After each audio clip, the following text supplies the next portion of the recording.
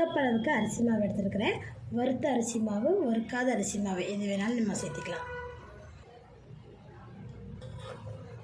நம்ம எடுத்து வச்சுக்கிறேன். 1 கப் அரிசி மாவில் சேர்த்திட்டேன். 3/4 கப் அளவுக்கு பார்த்திங்கன்னா நாட்டு சக்கரை எடுத்துருக்கேன். ஒரு பிஞ்ச் அளவுக்கு சால்ட்டு, 2 ஏலக்காய், திக்கான தேங்காய் பால் 1/2 கப் அளவுக்கு சேர்த்துக்கலாம்.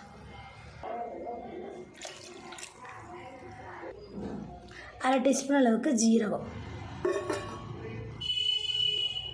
இது ஒரு டைம் பிளைண்ட் பண்ணி எடுத்துடலாம். மிக்சிங் பவுலில் இதை நம்ம சேர்த்துக்கலாம். மிக்ஸி ஜாரில் போட்டு பிளைண்ட் பண்ணி எடுக்கும்போது உங்களுக்கு பார்த்திங்கன்னா கட்டு எதுவுமே இல்லாமல் நல்லா ஸ்மூத்தாக இருக்கும். இந்த மாதிரி ஒரு வட்டை பிளேட் எடுத்துருக்கேன். இதில் பார்த்திங்கன்னா ஃபுல்லாக நெய் அப்ளை பண்ணி எடுத்து வச்சுருக்கேன் பாருங்கள். இந்த பிளேட்டில் நம்ம ரெடி பண்ணி வச்சுருக்கிறேன் மாவு இதில் ஆட் பண்ணிடலாம். நல்லா அடிகனமான கடையில் பார்த்திங்கன்னா தண்ணி ஊற்றிருந்தேன். தண்ணி பார்த்திங்கன்னா நல்லாவே காஞ்சிருச்சு. இப்போது நம்ம இந்த பிளேட் இது மேலே வச்சிடலாம். ஆவியில் இதை பார்த்திங்கன்னா நம்ம குக் பண்ணிக்கலாம்.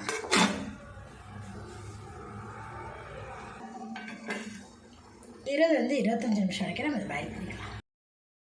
20 நிமிஷம் பார்த்திங்கன்னா நான் மீடியம் ஃப்ளேம்லேயே பார்த்திங்கன்னா நல்லா குக் பண்ணிவிட்டேன். பாருங்கள் நல்லாவே குக் ஆகிடுச்சு. இப்போ இதை நம்ம எடுத்துக்கலாம். பாருங்கள் நல்லாவே ஆறிடுச்சு. இப்போ இதை நம்ம கட் பண்ணிக்கலாம். ஸ்கூல் விட்டு வர பசங்களுக்கு பார்த்திங்கன்னா இது செஞ்சு கொடுத்தீங்கன்னா நல்லா விரும்பி சாப்பிடுவாங்க. இதில் பார்த்திங்கன்னா தேங்காய் பால், அரிசி மாவு, நாட்டு சக்கரை இதை மட்டும் தான் நம்ம சேர்த்திருக்கோம். நல்லா சாஃப்டாகவும் இருக்கும், நல்லா ஹெல்த்தியாகவும் இருக்கும்.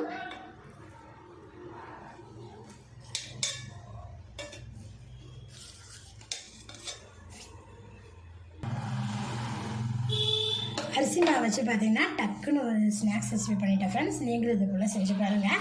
எவ்வளோ நல்லா சாஃப்டாக வந்துருக்குன்னு பாருங்கள். என்னோட இந்த வீடியோ உங்களுக்கு பிடிச்சினா லைக் பண்ணுங்கள். மறக்காம நம்ம சேனலை சப்ஸ்கிரைப் பண்ணிக்கோங்க. நன்றி.